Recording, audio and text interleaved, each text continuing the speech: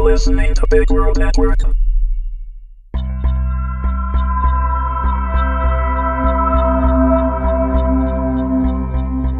Incubus, Season 4, Episode 6, written and read by Amanda Meuwissen. "Sasha!" Nathan cried, pushing on the incubus's shoulders, but having little effect on the heavier, larger, and significantly stronger body. Hang on! A more forceful push finally did the trick, but Sasha remained closely pressed against Nathan. "I knew you'd come," Sasha said, his face already flush and voice ragged. "I was getting so damn sick of interruptions. And Gabriel, he won the prize. Twice. No interruptions this time." He smirked coyly, speaking of a hunger that made Nathan shiver. "Sasha..." "Not listening," the incubus said in a sing-song voice, kissing Nathan brief but fierce, and then starting a promising trail down Nathan's neck. "Sasha, wait, okay? Can you maybe give me a minute?" Nathan doubted he sounded all that convincing when he let out a moan as Sasha kissed up to his ear and darted his tongue along the rim. Heat flooded into Nathan's gut like a wave. "Sasha, please." A growl-like purr left Sasha's throat. He was still teasing Nathan's ear, their necks touching, making Nathan feel vibrations all the way down his chest. "Say that again," Sasha demanded. Nathan knew Sasha was dangerously close to a regular feeding time, and he probably craved a warm body more than usual after almost dying. "Please stop. How's that?" Nathan took hold of Sasha's shoulders and pushed, finding it surprisingly easy this time to get Sasha to move away from him. Then there were those large, drooping eyes, 10 times worse than Jim's, all crushed and crystalline blue. "What's wrong?" The resolve in Nathan to go slow with Sasha had crumbled days ago, but so much had happened since Nathan had come to terms with going up to Sasha's room. "It's not that I don't, want to.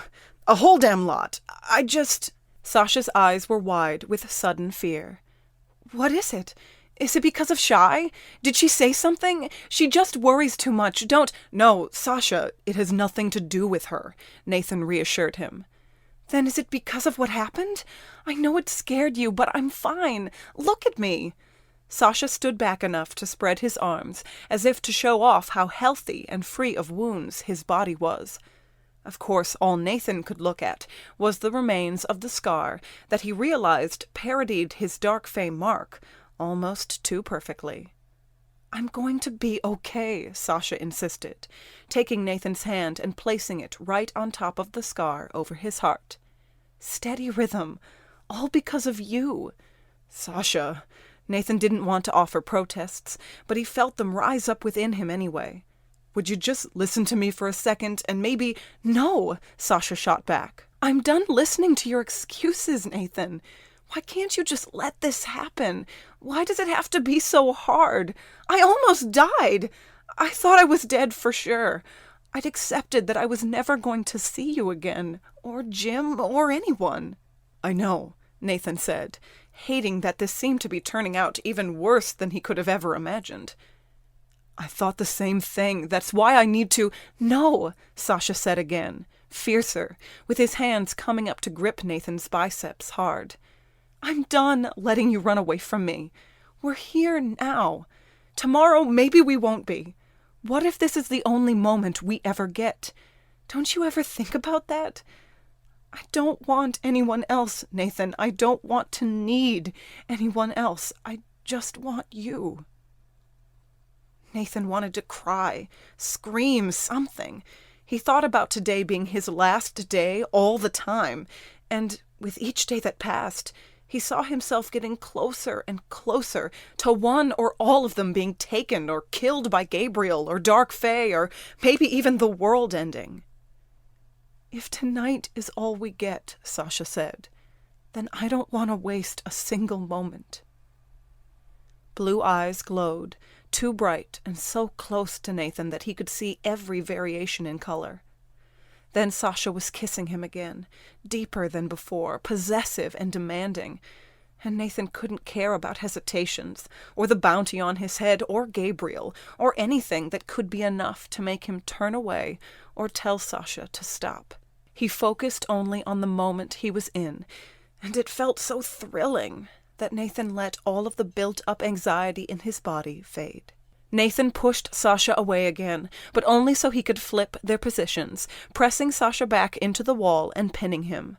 Sasha looked stricken at first, taking Nathan's harshness for refusal, but then he must have noticed that Nathan's expression had changed, because soon he was smiling. "Let's get one thing straight," Nathan said. "If we're going to do this, then I am not going to be some pansy-ass little girl about it, understand? Nathan Grier doesn't do fainting violet." The smile on Sasha's face widened. "About damn time," he said, and, grabbing Nathan by the front of his shirt, he crushed their lips together. They trembled in each other's hold, and that was it for Nathan. No more reservations. This was happening now. They kissed heatedly against the wall, with Sasha, albeit taller than Nathan, pinned willingly. The tangling of their tongues made Nathan forget for at least a little longer why he could ever be anxious about giving in to Sasha. He felt the telling presence of weight and heat against his thigh from beneath Sasha's sleep pants. Nathan knew Sasha wasn't wearing anything underneath. How low the pants hung on Sasha's hips didn't leave much room for imagination. Nathan felt the heat in his own gut flowing more and more southward, too, especially when Sasha's fingers feathered up under his t-shirt and tickled along the muscles of his stomach. Sasha tugged on the shirt, pulling up, and Nathan let the cotton lift over his head and disappear so that their equally bare chests pressed back together. Their lips reconnected, and when Nathan pulled back a moment later, the heat from Sasha's eyes was almost enough to burn him. A gentle push at Nathan's chest told him that Sasha wanted freedom from the wall. Nathan took a few slow steps backwards, but Sasha pushed on his chest again, smirking and biting his lower lip. Again Nathan obeyed, taking a few more steps back, until there were several feet between them. Then he understood what Sasha intended to do. The incubus teased his fingers along the drawstring of his pants, just as he had that morning. Nathan swallowed low in his throat, his heart beating hot and fast as he watched Sasha pull one of the strings out of its bow, loosening the pants just enough so that they fell past slim hips straight to the floor. Nathan took in the sight of Sasha's enticing lower tattoo, every last bit of it. The black markings did indeed go everywhere, even a little down Sasha's thighs. Nathan swallowed again, finding it surprisingly difficult since his throat was so dry. Those voices that hung out in the back of his mind were screaming at him, but he couldn't care to listen, not when the sight of Sasha made the heat in his gut swell and boil over, pulling down lower and making him ache. "You're way too beautiful for your own good," Nathan said, his voice rough and shaky. "And I've never said that to another guy." Sasha laughed, and even that simple sound made Nathan tremble a little. "I'm glad you think so," Sasha said. He stepped out of his discarded pants to move closer. Nathan recognized the look on Sasha's face, all confidence and hunger. That was the same look Nathan wore when he was with a woman. He hoped he was managing a semblance of that look now, but his breath hitched when Sasha reached him, toying at the waist of his jeans with a whisper. "Your turn." Nathan felt so small suddenly. Sasha was taller than him, but it was more than that. Nathan knew his butterflies had nothing to do with Sasha being an incubus, or even a man. It was just that this was Sasha, and that made everything different. He felt pressure as his jeans button was undone, and then heard the slow separation of metal teeth as the zipper went down. All the while Nathan stared up into Sasha's eyes, those two blue eyes, and the way Sasha looked at him, hungry, heated, and penetrating as it was, made Nathan feel stronger. Sasha pulled Nathan's jeans and shorts down his body in a single slow movement, crouching all the way down when the jeans reached Nathan's ankles so he could help him step out of them. Then Sasha was climbing back up Nathan's body, and Nathan had to say climbing, because Sasha's hands found holds everywhere, gently passing along the bandages over the wound on his leg, trailing up his thighs, his hips, his stomach, and then reaching around Nathan's back to pull their bodies flush and steal another kiss. There was an involuntary jerk below Nathan's waist as their mutual erections brushed past each other. Nathan pressed harder into the kiss and pressed his hips forward too. The friction was definitely different than what he was used to. Nathan had never been enveloped before, but that's what Sasha's body did, larger than his own and so possessive. And then Sasha shivered. Sasha shivered, and it reminded Nathan that he had just as much of an effect on the Incubus as the other way around.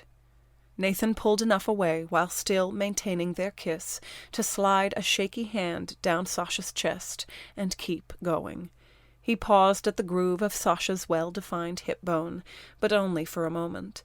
As Nathan's hand passed into coarse hair, he couldn't help smirking. "I guess you weren't lying about that fire-engine red hair after all," Nathan whispered, just about the time his fingers curled around Sasha and gave a gentle pull. A gasp left the Incubus that sounded suspiciously like relief, and his forehead fell gently against Nathan's. A few non-syllables trying to pass for words answered Nathan's tease, and Sasha tried to continue kissing, with softer, light touches of their lips, as if he was unable to function any more than that. Their foreheads remained pressed together for balance, leverage, as Nathan gave surprisingly familiar tugs that pulled something like purrs from Sasha's throat. It wasn't as if Nathan didn't know how to do this. All men knew how to do this. But seeing Sasha's eyelids flutter and his breathing build were just as thrilling as being touched in return. None of Nathan's lovers had ever called him selfish. Sasha's forehead slid away, his lips brushing Nathan's jaw as they made their way back down Nathan's neck.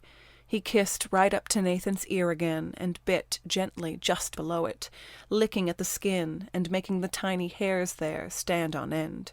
Multitasking was not usually a problem for Nathan, but Sasha's tender bite made him falter. He enjoyed the feeling of Sasha in his hand, hot and slick as he passed his thumb over the slit, and Sasha shivered in his hold again. Nathan wanted to keep pulling out those reactions over and over again. He loved the strange little purrs Sasha made, even loved the animal nature in Sasha that made him want to bite and growl. One of Sasha's large hands found contact with Nathan's skin, starting at his thigh and trailing up and inward until they had mirroring holds of each other that made Nathan gasp just as Sasha had. That was different. Sasha's hands were bigger than Nathan's, bigger than any that had ever touched him so intimately. It was almost intimidating, but Sasha proved quickly how gently and skilled his soft fingers could move. Nathan wasn't going to last long on his feet. His knees were already shaking, and it wasn't any easier to stay steady with Sasha's hands on him and those lips pressing into his neck, nibbling lightly. They needed to get to a flat surface. It didn't surprise Nathan at all that Sasha seemed to read his mind, pulling slowly away, achingly with the way his hand slid from Nathan's skin. And then Sasha was backing up to the bed and lowering himself onto the mattress. The whole thing was the very definition of come hither. Nathan was possessed by that pretty face, that red, red hair, eyes that managed to glow and to look hazy with lust at the same time, and all that pale skin bare. Nathan wanted to run his tongue over every curve and dip of Sasha's tattoo. The very idea of that shook him, that he would want such a thing at all. But if there were pheromones involved this time, they were only the normal kind, the kind that piqued Nathan's interest enough for him to forget everything else, but still left him to his own devious thoughts and devices. Joining Sasha on the bed just seemed like the logical thing to do, so Nathan went forward, sinking down into the mattress with Sasha beneath him, rubbing their hips agonizingly together, and going in for another kiss. Nathan stopped just before their lips could touch, suddenly nauseous. "What's wrong?" Sasha asked, concern overtaking desire for a moment. Nathan pushed up and started to get off the bed. "We can't do this." Sasha immediately followed. "Nathan?" "I know it's just a guest room, but it's still Shu's bed," Nathan said, shuddering at the thought. "Creeps me out." The anxiety on Sasha's face melted away, leaving behind the closest thing possible to a laugh without there actually being sound. Sasha stepped into Nathan's body, chests touching, erections passing each other teasingly again. "The floor?" he said, his breathy voice hot on Nathan's skin. Whatever amount of arousal Nathan had lost a moment ago quickly found its way back. He reached for Sasha's hips and pulled, loving the electricity the friction caused. "Floor's good," Nathan choked out, and immediately crumbled, pulling Sasha down with him until they landed hard on the carpet in a heap of naked flesh. Sasha laughed too loudly, and Nathan, despite allowing a few chuckles of his own, shushed him. "Someone could hear us," Nathan said, even as he was positioning Sasha onto his back and climbing on top of the incubus's body. "Then shut up and kiss me," Sasha countered, reaching up to take Nathan's face in his hands and pull their lips together. This kiss was slower. Light flicks of their tongues, little nibbles on the flesh of their lips, and harsh, heavy breaths they couldn't quite catch. Nathan's hips jerked against Sasha's, and he felt a moan building. It got lost between their mouths, but the overload of sensations had Nathan quivering. He needed to touch Sasha, found himself running his hands down Sasha's arms, over his chest and lower, loving the way Sasha's stomach dipped when he breathed, as if Nathan could fall right into him. Everything was smooth, hard muscle, the softness Nathan was used to with a woman, still present in Sasha's skin, but so very different. Nathan reached between Sasha's legs, a knee firmly planted on either side of his hips. As Nathan stroked Sasha, offering those same familiar pulls, he watched the redhead's reactions like they were artwork. The way he pressed his head back into the carpet, mouth slightly parted, his neck so long as it arched. Nathan wanted to lick it. So he bent down and made a wet trail from the dip in Sasha's throat all the way up to his jawline. Sasha shivered. Then, when Sasha pulled Nathan down into another kiss, with two strong hands at either side of his face, the grip Nathan had on Sasha got lost, but the pressure of their bodies tight against each other made up for it. They moved in rhythm with each other as their mouths met, their hips fervent, desperate. All too quickly, the twin heat between their bodies had Nathan so out of his mind for release that he was using a knee to spread Sasha's legs apart before he knew what he was doing. Nathan realized what he meant to do with somewhat of a shock. He knew what he wanted, but he wasn't sure if there were some kind of rules to follow. Was it okay? Did he need to ask permission? Did they need to flip a coin or something? "Nathan," Sasha mewed. His breath labored as he bucked his hips off the floor and stared at Nathan with half-lidded eyes. If Nathan did need some kind of permission, he was pretty sure that was it. "What about—" Nathan trailed, making a weak hand gesture that he hoped conveyed their very obvious lack of lubrication. Sasha just laughed. "Nathan, I'm literally made for sex. We don't need anything." Nathan nodded absently, but still spit into his hand for some crude approximation. He had done this before, with girls, but he knew how the mechanics worked. Usually, if a girl was into this position, he would prepare her with one hand and let the other tease her body somewhere else, helping distract her from the first few stretches that could sometimes pinch. Nathan did the same as he began to prepare Sasha, but more to distract himself. If he thought too hard about this, he knew he would start to choke up. Slowly, while the fingers of Nathan's right hand stretched Sasha, his left hand slid up Sasha's stomach, seeking out a beginning tip of the tattoo.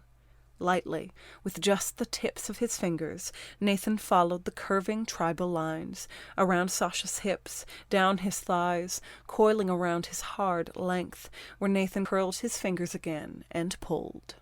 You better not be watching, Walter, Nathan thought with a wicked grin. More of those purrs left Sasha's throat, and the incubus's eyes nearly rolled back into his head, like he was soaking all of it up, drinking all of it in. Nathan's touch, Nathan's eyes on his body, Nathan's affection. Then Nathan realized that that was probably exactly what Sasha was doing, feeding gently off of every sensation and reaction Nathan had. Between them was a circuit, flowing with energy and passion that pulsed through Sasha and gave him everything he needed to survive. There was something so fulfilling about being that for the incubus that Nathan couldn't wait anymore.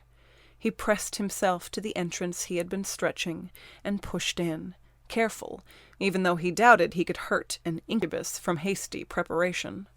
Sasha's eyes fluttered open as their connection deepened, a weary but satisfied smile on his face that seemed to say, "Finally." And Nathan couldn't blame him for that. He felt it too, how much they had needed this.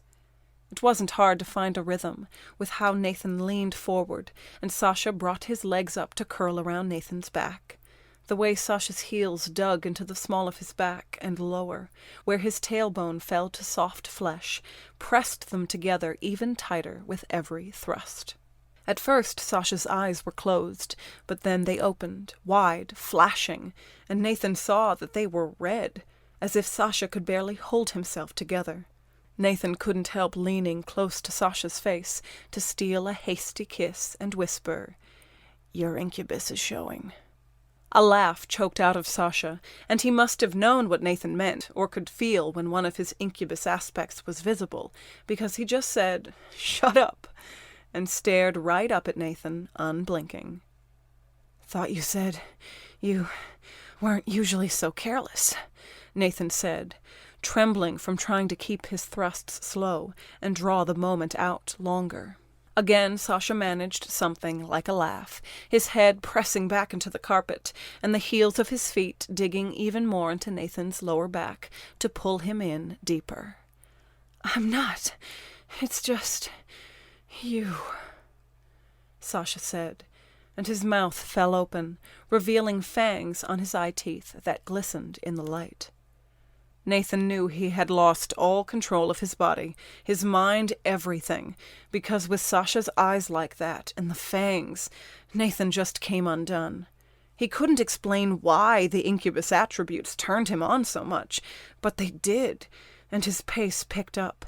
He and Sasha had come so far in so short a time, had cheated death and managed to find something like a relationship.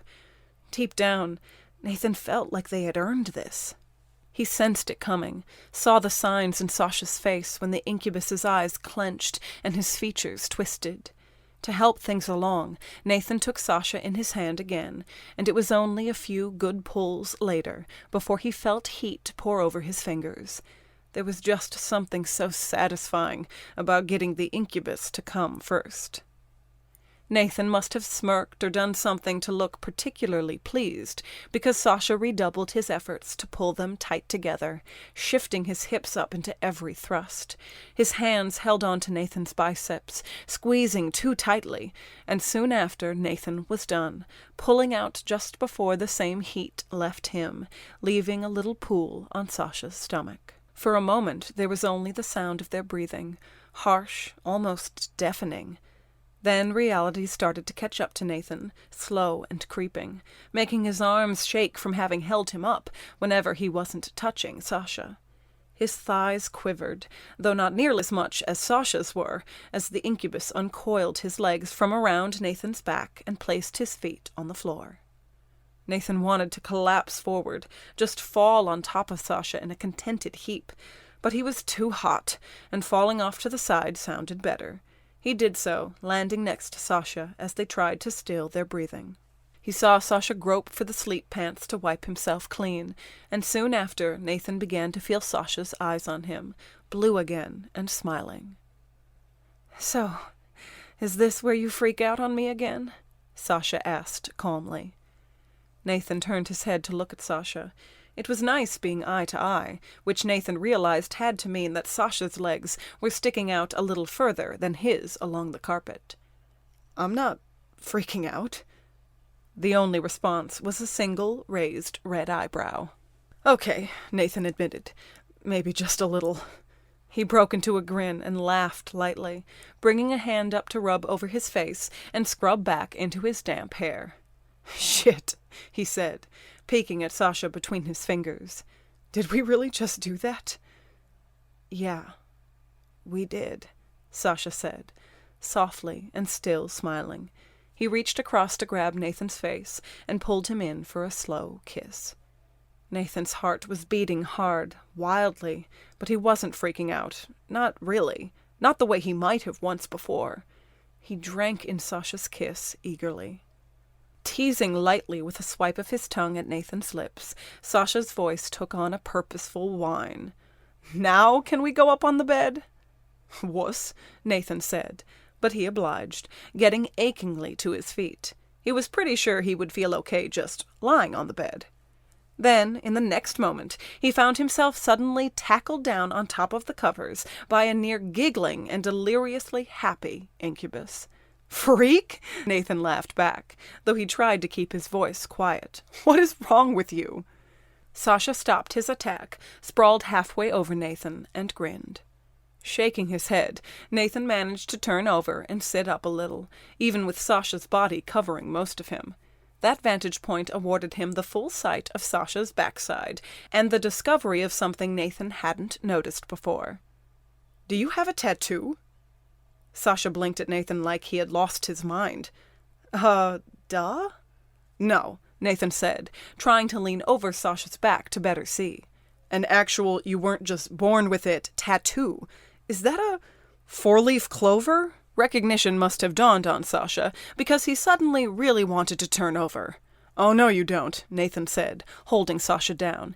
He knew any amount of success was only because Sasha allowed it, but that didn't deter Nathan, so long as he got what he wanted. Are you a girl? He teased, since there was indeed a small clover tattoo on Sasha's right cheek, where Nathan wouldn't have been able to see it until now. I was 18, Sasha said, with an actual blush filling his face. In Canada. And drunk! Nathan barked a laugh. I am Irish, kind of. On the human part of my dad's side, anyway. Shut up! Sasha said more forcefully, even though he was still grinning like mad. You weren't supposed to ever notice, jerk. If you expected sex at any point, how did you think you were going to hide it? Dumb luck? Nathan laughed again. He allowed Sasha to move off of him, so that eventually they situated themselves lying side by side on the bed. Nathan generally liked being naked, and considering they had just had sex on Schuster's guest room floor, he was pretty sure he was no longer embarrassed being naked in front of Sasha. Next to Sasha. With Sasha naked too.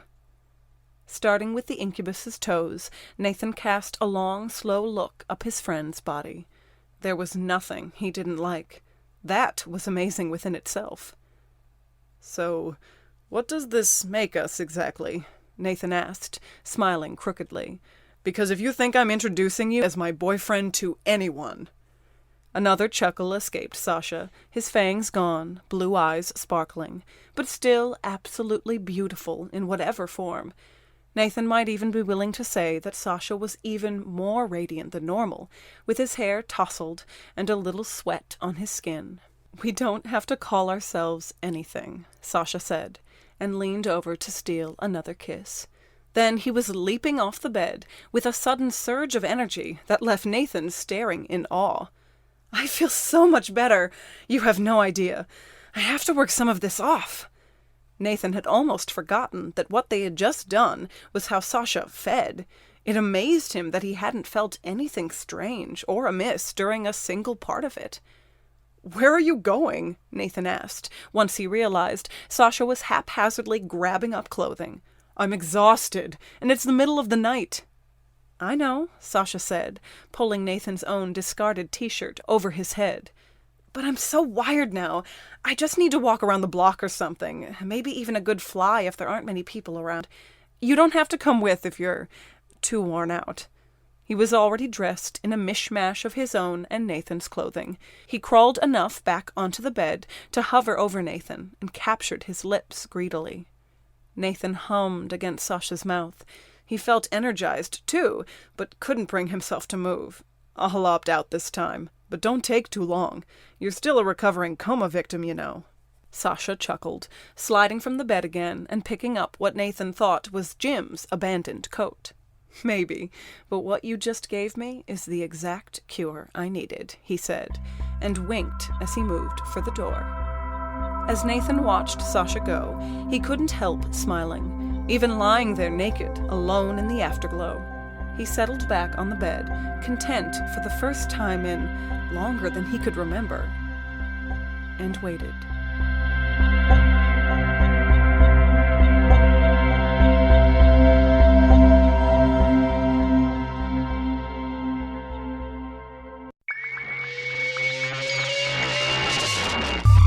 You're listening to Big World Network.